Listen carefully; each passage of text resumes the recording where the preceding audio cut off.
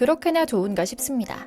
한번 배신하고 돈을 쫓았다가 폭삭 망하고 돌아온 사람을 받아줬더니 하루아침에 팀 동료들과 팬을 등치고 돌아가 망한 걸그룹에서 지금껏 정산받은 게 하나도 없다. 6년이 넘었지만 돈은 한 푼도 받지 못했다며 불쌍한 척 위선해 보이고 있는 건데요. 하지만 여론도 냉담하기 그지없습니다. 누구 때문에 팀이 한참 들여다 못 떴는데 어디서 눈물 작전이냐라며 말이죠. 그런데 더 웃긴 건 바로 그녀가 저격한 그 소속사가 K-POP 소속사가 아니라 중국 자본이 섞인 소속사라는 겁니다.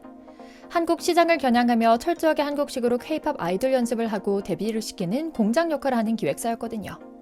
작년에 순간의 욕심으로 한국을 배신하고 중국으로 도망갔다가 다시 한국으로 기어들어와 이제는 뻔뻔하게 복귀한다는 초미녀 아이돌 하나가 마치 아무 일도 없었다는 듯 한국에서 연예인 생활을 이어가더니 이제는 한국에서 돈 타령을 한다는 게 웃기기만 하죠. 오늘은 걸그룹 에버글로우의 멤버 왕일원의 중국 연예계 도전의 실패와 한국 복귀 후 일상에 대한 이야기를 전해드리려고 합니다. 잠시 저희 광화문 브리핑 구독 설정도 부탁드리고요.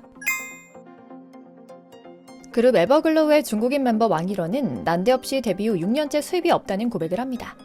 팬들과의 대화에서 무대를 굉장히 좋아하지만 어떻게 보면 수입이 제로다. 데뷔 후 지금까지 정산받은 적 없는 급여 영원 근로자다.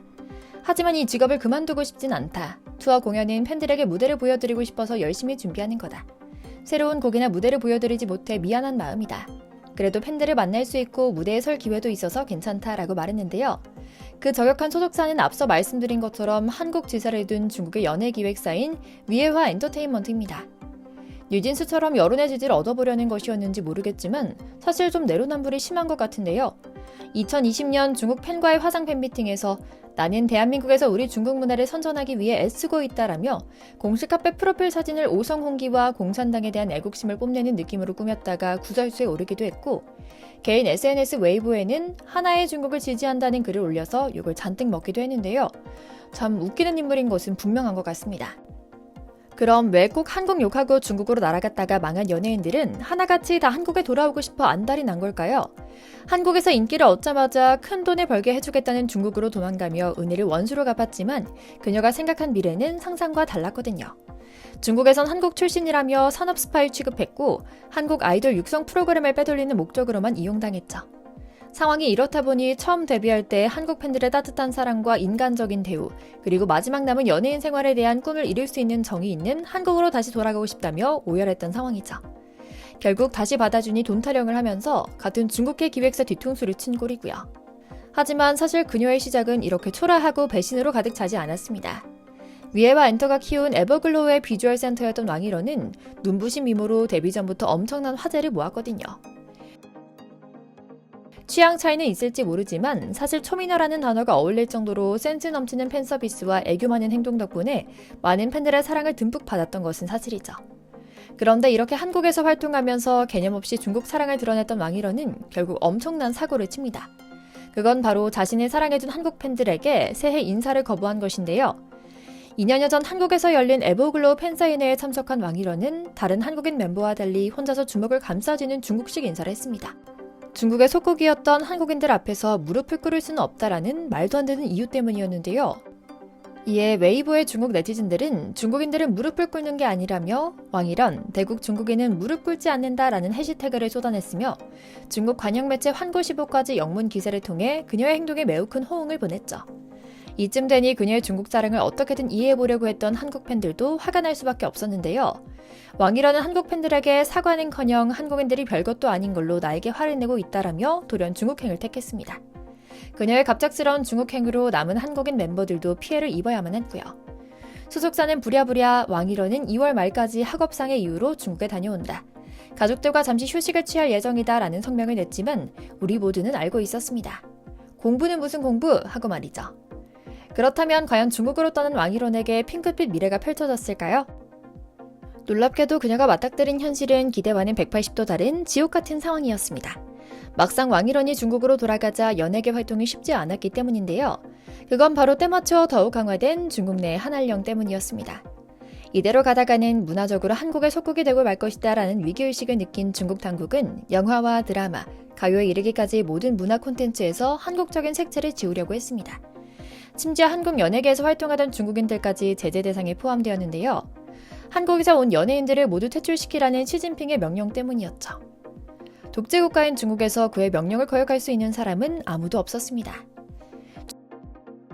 중국으로 돌아가기만 하면 부귀영화를 누릴 수 있을 것이라고 믿었던 왕일원은 졸지에 한국물을 먹은 배신자 취급을 받기에 이르렀는데요. 이미 한국에다가는 중국행을 발표했고 자신을 사랑해준 팬들을 등지고 중국으로 돌아왔더니 펼쳐진 광경에 왕일원은 황당할 수밖에 없었죠. 더군다나 그녀가 굳게 믿고 있던 중국 소속사조차 그녀를 도와주지 않았습니다. 그들은 왕일원을 도구로 취급하기에 급급했는데요. 수년간 그녀가 한국에서 뼈를 깎는 노력으로 배운 트레이닝 방식을 중국 기획사들이 탐낸 것이죠. 왕일원으로부터 한국 아이돌 육성 노하우를 훔치기 위해 산업 스파이 역할을 강요했던 건데요. 그러나 회사의 기대와 달리 한국을 떠난 그녀에게는 가수 육성을 지도할 만한 능력이 없었습니다. 결국 왕일원의 쓰임이 없다는 판단이 들자 그녀는 점점 더 중국 내에서 입지를 잃어갑니다. 상황이 좋지 않게 흘러가자 왕일원은 다른 나라 연예계를 기웃거려보기도 했지만 해외 팬들도 이미 한국 걸그룹이라는 프리미엄을 잃어버린 그녀에게 별다른 관심을 주지 않았습니다. 설상가상으로 그녀가 중국으로 떠난 뒤에 그녀가 한국에서 한국의 순국선열에게 격려를 하거나 절을 한 영상들이 밝혀지면서 중국 내 여론이 급속도로 안 좋아졌습니다. 당연히 중국에서는 난리가 났고 왕일원과 중국 회사는 외국의 자회사가 큰 실수를 했다면서 대국민 사과까지 하며 공산당 차원의 처벌도 받았습니다. 이 일 때문에 왕일원은 중국에서도 선택적 애국심이라며 비난을 받게 된 것이죠. 중국만 가면 잘 풀릴 줄 알았는데 악재가 계속 터진 왕일원은 중국행을 후회한다고 밝혔습니다. 무엇보다도 중국인들의 싸늘한 시선이 그녀를 힘들게 했는데요. 자유로운 한국 사회 분위기에 익숙해져 버린 왕일원은 강압적이고 경직된 중국 사회 분위기에 전혀 적응하지 못했고 이를 본 중국 네티즌들은 한국물을 먹어서 그런지 중국 여성처럼 도신하지 못하다. 한국에서 살아봤다고 잘난 척하지 마라 라며 그녀를 헐뜯기 바빠졌습니다. 결국 홀로 남겨진 채로 힘든 시간을 보내게 된 그녀는 개인 방송을 통해 나도 중국인들에게 속은 피해자다. 한국의 아이돌 육성 프로그램을 빼돌리고 싶어서 나를 불렀을 뿐 어떤 지원도 해주지 않았다. 이럴 줄 알았으면 한국을 떠나 이곳에 오지도 않았을 것이다. 내가 왜 이런 어리석은 결정을 내렸는지 모르겠다라며 한국으로 돌아와 생활하고 싶은 간절한 마음을 보여주기도 했죠. 그리고 다시 한국으로 돌아와 지금까지 별다른 이슈 없이 틀에 박힌 광고 기사만 나오는 수준이다가 6년간 돈을 한 푼도 받지 못했다 하는 뒤통수를 또다시 친 것이고요.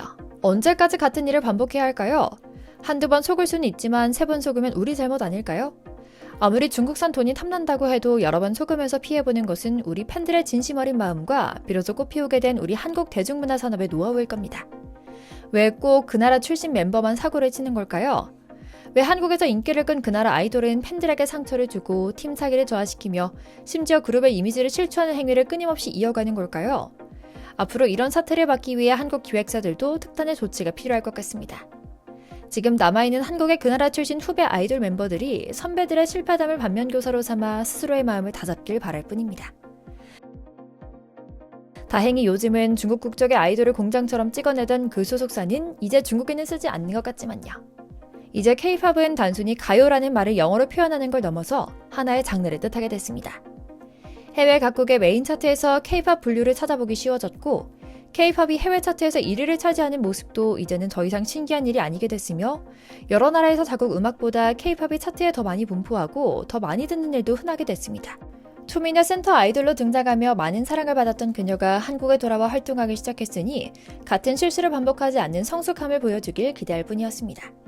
하지만 그동안 자신들을 위해 중국 기획사에서 투자한 돈에 감사하진 못할 망정 아직도 적자이기에 정산하지 않는 구조일 텐데 여기다 대고 돈 한 푼도 못 받았다라며 저격하는 것은 정말 미성숙하다고밖에 생각되지 않는데요.